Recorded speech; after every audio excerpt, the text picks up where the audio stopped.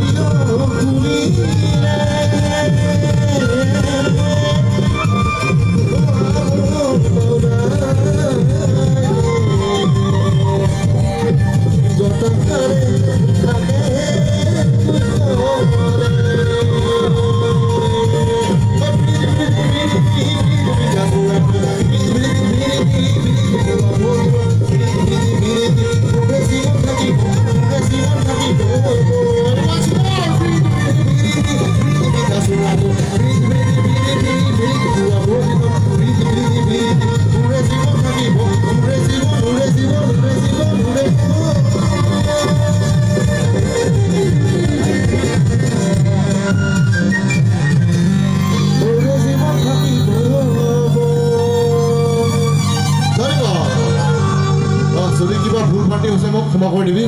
নিজেৰ বোলে ক্ষমা কৰি দিলে হল ঠিক আছে আজিৰ কাৰণে মই এইখিনিতে মই অনুষ্ঠান শেষ বুলি ঘোষণা কৰিছোঁ ধন্যবাদ কমল বাবু আমাৰ মাজত পুনৰ মঞ্চত আকৌ উভতি আহিব এইখিনিতে আমি